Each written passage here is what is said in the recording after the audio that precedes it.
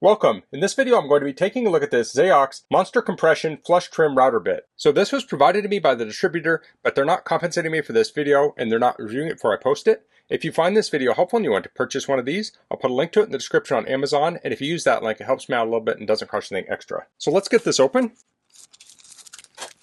Okay, so here we have the bit. Now this is sharp, so I'm going to be very careful with it. So let me get it out and then I'll go over the dimensions. So as you can see, this is a very large bit and it's very sharp. The cutting diameter is 7/8 of an inch. The shank is 1/2 inch. The height here is 1 3/16 inches. Overall length is 3 11/16 inches. So this is really kind of the ultimate templating bit here. So we have a tungsten bit. We have a pilot bearing on top and bottom, so you can template from either direction. And then we have the blades going up and down. So this is an upcut and a downcut blade. So when you're cutting with this, it will compress the wood and that will keep it from chipping out. So if you just have it going in one direction, it might compress the fibers on the top of the wood, but it could blow out at the bottom and vice versa. So by having alternating angles here, this is going to give you a very clean cut when you're templating. Now, being that it's carbide, you want to make sure you don't drop this or touch to metal surfaces because it could in theory chip. You really want that carbide to give you a long service life. So I just wanted to show this up close on my bench, but let's head to my shop and we'll get this tested out. Okay, so here I have my router and I have a 1/2 inch collet in it. So I'll install the bit. So I'm going to put the shaft in the collet. I want to make sure I don't bottom it out completely. Now I'll tighten it down. I'll compress this base down. So the bearing needs to be below the plate here. So I'm going to bring the router bit out a little bit more.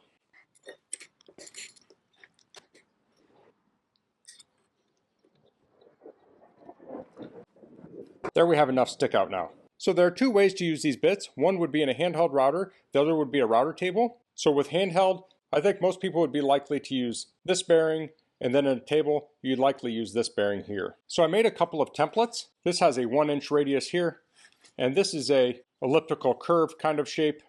And these are made of 1/4 inch plywood, and I cut these on my laser cutter, but you could easily hand make these. So the idea behind a templating bit is that you can repeat cuts. So with this curve here, you could repeat it and put it on, say, 4 corners of a table. Another thing you can do is hone your shape on 1/4 inch wood and get it shaped exactly how you want it, and then use the templating bit to put it on thicker wood. So this plywood is abundant. I could go through a bunch of it, test things out, and when I have it dialed in, I can use it to put it on my good work piece.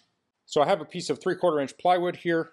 Let's start with the round over. So the first thing I'm going to do is hold my template on here. I'll hold it flush with the edges, and I'm going to mark this with a pencil.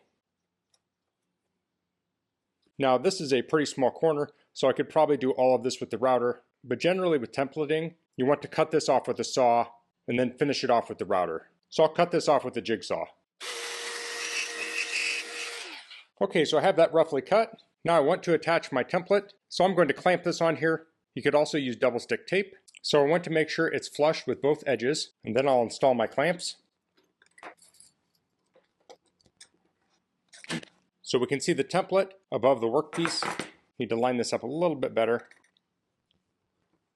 Now we need to make sure our clamps are out of the way of the router, and I think they will be. So there we go. Okay, so I have this mounted up. Next I want to set my bit depth. So I want the bearing riding on the template, and I want the cutter positions so it cuts the full width of my plywood.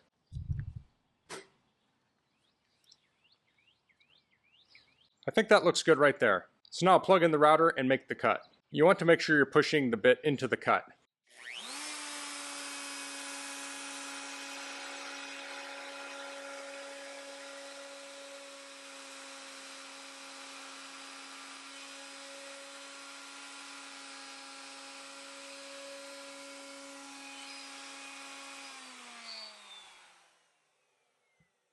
So here we have the cut. It's super smooth. I have a square here. Let's see if it's square. And that looks really good. So one issue with the jigsaw is that the cut can be angled. So we cut away from our line and then trimmed it up with the router, and that router gave us that super square cut and super smooth. Let's try my other template now.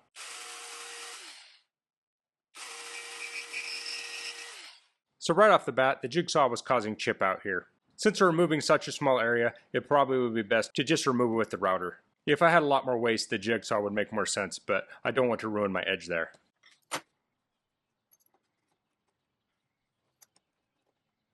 Now I can flush trim this with the router.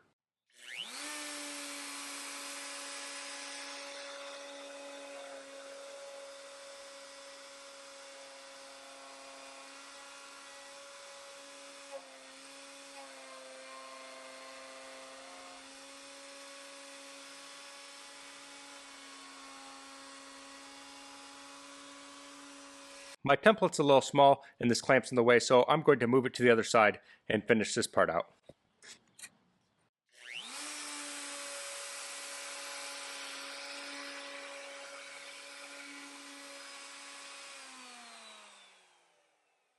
Okay, so I made my 2 cuts.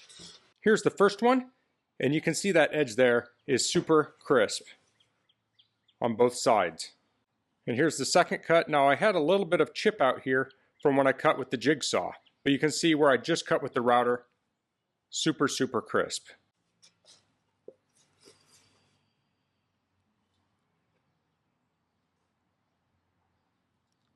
Now this has a hole in it from a previous project, but that's very nice. Now if you have little blemishes on your template, like there's a little bit of a bump right here, that can telescope through to your project. Now depending on how big it is, you might just be able to sand it out, but you want to have your template in tip-top shape before you use it to cut your main wood. So that's handheld. I'm going to set up my router table and we'll go over the second way you can use this. Okay, so I have my router table set up and now we're referencing against the top bearing. So I've set the blade height to ride along the template. Now I can't clamp the template down. If this was on the bottom side of a surface, you could screw it down. I'm going to use this carpet tape. It's a double stick tape. So I'll just get a couple pieces, or maybe even just one about like that. And I want the tape near my cutting edge to give the most support, maybe right about there. Now I want to carefully line this up with the edge. That seems good right about there. Of course, now I'm going to use push blocks, so I can push down on this, which will secure it even further. And I want to make sure I feed it into the rotation of the blade, and I've actually marked that out on my table here. So now I'll make this cut.